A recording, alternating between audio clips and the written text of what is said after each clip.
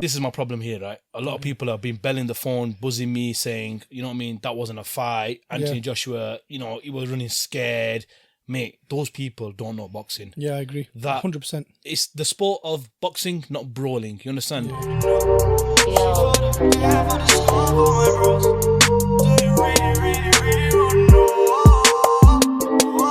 Can I get a two-time? Two-time. Can I get a two-time? Two-time. That's right. Andy Ruiz lost the belts. Anthony Joshua has done it again.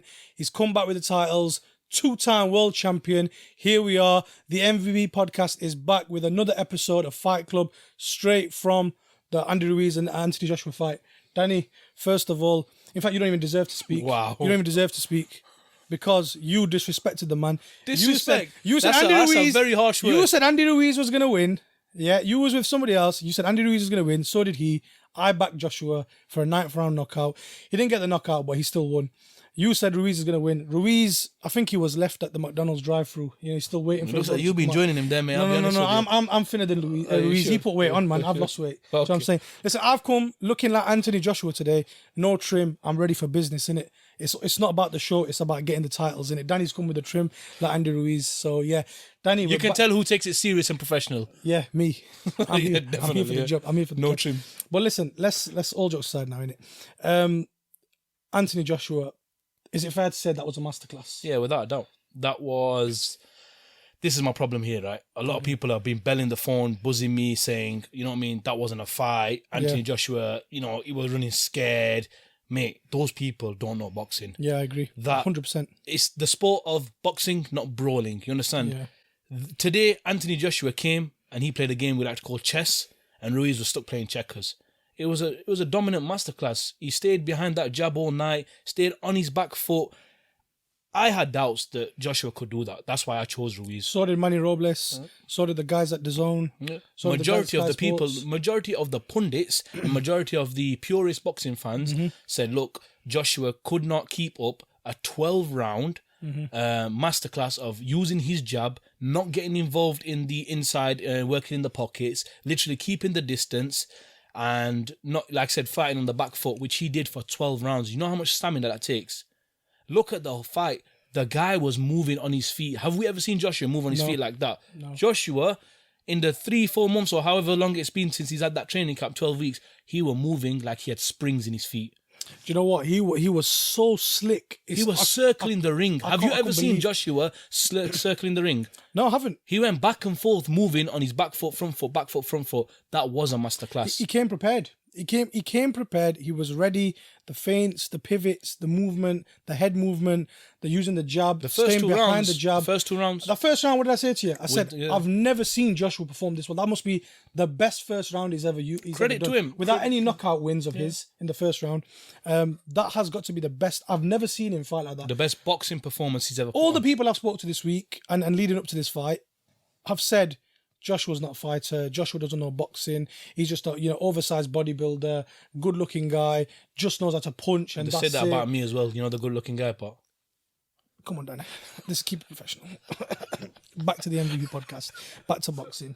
You know what I mean? It's not beauty contest. Okay. But listen. But I would win if it was, wouldn't it? Listen, Danny, come on. Come off it. Joshua absolutely proved a lot of people wrong today. The people that said he couldn't fight, the people that said if he was to get in there with a Wilder or to get in there with a Fury, he'd struggle, or even in this rematch, he'd struggle. He shut the doubters up. He shut the haters up. A lot of people now owe him respect. There's a lot of people saying to me that it was a boring fight or that it was a fight with no substance. Joshua was running. Casual fans. They don't know what they're talking about. Mayweather made a whole career of, literally fighting behind the jab. How do you win boxing? What is the aim of boxing? To hit and not get hit. Exactly. And that's what he did. And he got hit a few times. But in this fight, you could clearly see he wasn't being stupid. He wasn't charging in. If he was getting hit, he was either trying to quickly hold or back out, get back to the jab. He wasn't taking 2, 3, 4 shots like he did in the last fight. Like, I watched the last fight back yesterday. A bit for research, a bit just because, I just wanted to see how it went down and see if I can kind of spot some similarities. You know what? With the Ruiz performance, the way he performed, I did not see Joshua fall into that trap of getting suckered in, because you could see when Ruiz was losing the fight later on, he started trying to do dirty tactics, hitting him behind the head, trying to taunt him a little bit, and Joshua was giving it him back. But only with the tactical side, not with the, coming forward, falling into that trap rope. None of that. He made sure he stood behind his jab, game plan for 12 rounds.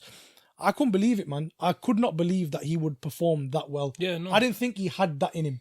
I thought for a few rounds, it's hard. It baffles me. I can't believe how it's so hard to have a game plan, and the discipline is extraordinary. That mate, it's like you said, I'm speechless. The fact that he's done that he was able to go and do that. And you know what?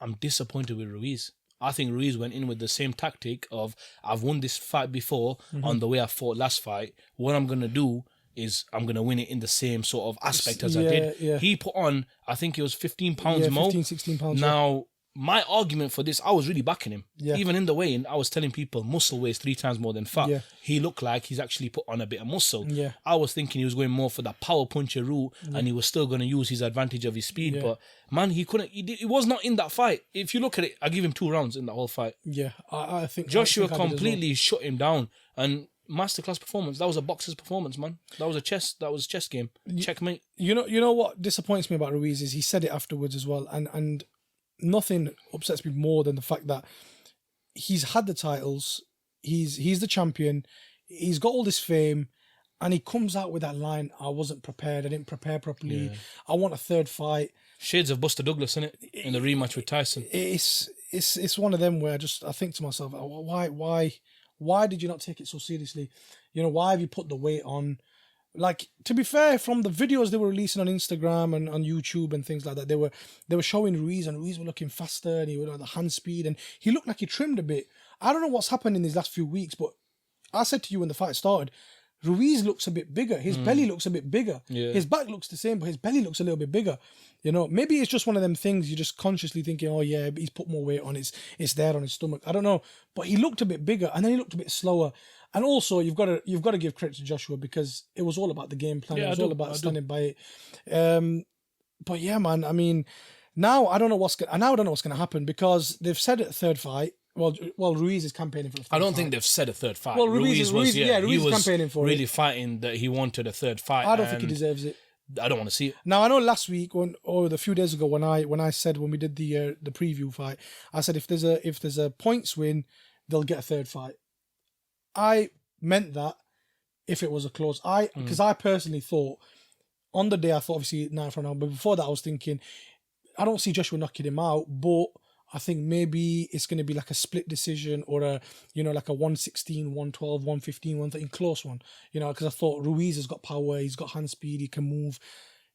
Because of how bad it was, because of how poorly that Ruiz performed and how well Joshua was, I don't even want to see a third fight. I'm not interested. I think I don't think it's needed. I don't think Joshua needs that risk. I don't even know if there's what risk is there exactly. now? I don't even think there's risk anymore. I think, to be honest with you, I think there's bigger fights out there. He's 30 years old.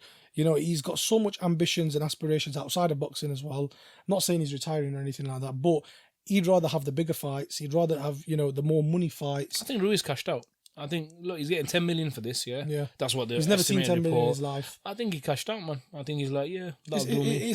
Honestly, he's robbed the fans of what was the biggest boxing event of the year, maybe the last 5 years.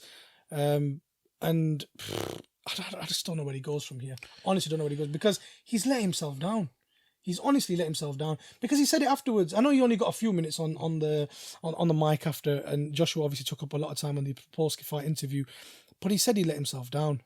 I know I'm just probably sound like I'm repeating myself here, but I'm baffled, because I honestly thought... you wouldn't throw something like that away, would you? That's what I mean. I honestly thought that there was genuine people out there who were saying to me, Ruiz is going to win. And I was torn for a while this week, but it was only on the last day I made my mind up that Joshua was going to win this. And I was torn as well. And Ruiz didn't look like anything like that. Honestly, it looked nothing like it. Moving on, like you said, you got to the point, what's next for him? Mm-hmm. There's still fights out there. He'll get a fight. You know what I mean? I think back to Manuel Cha, who not a lot of people know, but he's actually the WBA heavyweight champion. Yeah, you heard that right. Super heavyweight. No. Super is Joshua. Okay. So he's the heavyweight champion. Right. Yeah, there's about 3 belts in every division now. So if you get confused, don't worry. It takes a lot of research for me to get into this. So he could possibly fight him because he's had that belt for 3 years and not had one defense of it. I was going to say, I swear. But then again, who's really going to want to watch that fight? Nobody. I think Ruiz just takes a step back. There's still, like I said, there's still fights for him, man. You know, Takam, them kind of people. You know what I mean? Who's going to Chisora. tune into that? You'll put it on the undercard and people will still watch it, man. I don't know. It depends. Ruiz has to rebuild now. He's going to come from a 10 million fight to a fight that might not even make $1 million. Genuinely. But he's got his 10 mil in it, so he's kind of setting that aspect. Maybe he cashed out. Joshua. Now he's got a weird one because he's got the WBO, which he has to defend, and the IBF, which he has to defend. He's been given a 180-day quarter by the WBO to defend that against Alexander Usyk, and he's been given. I am very feel. I am feel. Dangered man, and he's got to fight Kubrat Pulev for the IBF. Now, the weird thing here is he has to give up one of those belts if he doesn't take both fights, which he can't. 180 days, he can't do that. He doesn't want to go into back-to-back training. They'll work camps. something out. That's what. No. That's the thing. Obviously, I was speaking to somebody before, and they were saying obviously AJ is too big. He's too big. No, regardless, I think even if it was AJ, if it was a champion, period. No, because they've done it to Tyson Fury when they took the belts off him. They've done it to other people. They'll do it. It's not. They don't care, man. They don't care. They have to be realistic, though. They can't. Yeah, but the thing is, you can't fight 2 fights in a day, can you? No, of course you can't fight 2 fights in a day. But it's not WWE when they come in Royal Rumble and they have a bloody TLC match. He's gonna have to pick now. If you was AJ, which one do you pick? Do you pick the money, or do you pick the easier option? I pick Pulev. So you pick the easier option. The easy option. But at this stage, where AJ has just come off that massive defense, don't you want to ride the wave? Don't you want to go for that big blockbuster fight? No. Or do you want to be safe? You want to be relaxed a bit. He's put a lot of effort into that training camp, man. I said, you can tell by the result. Mm-hmm. So you take a little bit of a chill pill. I'm not saying, by all means, Pulev is an easy fight. He's still ranked. No, disagree. Still ranked up there. Really? And he's got to mandatory. Really? At this stage in heavyweight boxing, do you Danny, if I started training you right now, oh my God, next year I could get you in a position where you might be mandatory as well. It's easy to get to these mandatories now, man. There's that many of them. You could be mandatory for the KFC championship or something. Well, come on, let's do it, man. You look like you've won that a few times, bro. Listen, I am the champion. The KFC one. I am the champion. Kebab Khan and that. Listen, I am the champion. But look, at the end of the day, I don't know. I think I would rather see the Usyk fight. Obviously, who wouldn't? But then there's negotiation talks between Chisora and Usyk. Let's just go away from both of them. Let's Eddie Hearn, the magic man, Eddie Hearn. Let's say he finds a way to kind of avoid that. He keeps will. The belts. He will. Yeah, because he will. Do you think realistically the winner in February between Fury and Wilder? Do you think that fight happens against AJ? Do you think that happens sometime in June? Do you think they could maybe push that forward? No. You don't think that's going to happen in 2020? It's a hard one. Just don't think so. Why not? We could have had it. I remember a couple of years ago. I don't know if it was a couple of years ago, if it was about 8 months ago. Mm-hmm. There was that whole 50 million saga. We offered him 50 million and this and that. I don't think that happens. Fury, I think you're more closer to getting, although this pains me to say, I think it would be more easier to get a Fury versus AJ rather than AJ v Wilder. There's something there, man. They've had negotiations. They've had stumbling blocks. I don't know who's telling the truth. One party tells one party this and one party tells one party that. So that fight will happen. It has to happen eventually. But I don't see it happening next year. I'll tell you what I'm excited about. It's just something that just caught my mind there. AJ said at the end of his interview, he said to Chris Mannix on DAZN, he said, I'll tell you something later in private when I'm done, when I release my book. He wants to tell the troubles of what's happened. I really want to know what's happened there. And there'll be a lot more in that. There'll be the stuff about these negotiations. There'll be why these bigger fights haven't happened. Personally, I don't know what 2020 holds for Joshua. I think he takes Pulev. I have to agree. I think he takes Pulev. I think it is the easier fight. I think the Usyk monster, they're going to keep building that monster, and that fight probably happens at the end of the year. I think with Joshua, the fans get robbed of the Fury versus Joshua, the Wilder versus Joshua next year. I think they get robbed for one more year, and maybe 2021 that happens. That's my opinion right now. You know, I could be wrong. I think White. You know what? I think White and Joshua would fight in 2020. I feel sorry for Dillian White, man, because it's 600 and odd days. It's going to be 800 days, you know, until he gets his shot. He won today again. Yeah, it wasn't a great performance, but he's still He great. come in He on graded what, it out. 5 days notice? Or Yeah, something? he did well, man. He did well. A bit oversized, you know, considering he didn't have the notice, but he still won. I see that fight happening. His rematch Instagram happening. post was funny. If anybody's not seen it, it's really, really funny where he talks about. You know whose other person's Instagram is great as well? Who? The MVP podcast. Are you following that one? Yes, then I like that, Danny. That was good. And are you following our Snapchat as well? That was good, Danny. That was good. You know what? You interrupted me there, but you did it for a good purpose, so I'll let you have that one. But, you know, on that note, Danny, I think I've got one more thing to say, man. Can I get a two-time? Two-time! Shout out to Timothy Moten. That was his line. You know, Timothy, what a guy, man. Been following his journey in Saudi, and he's been making me laugh. Been speaking to him, and that he's been making me laugh with his stuff. But what's the number one rule of Fight Club, Danny, before we go? The number one rule of Fight Club. You always talk about Fight Club. Peace.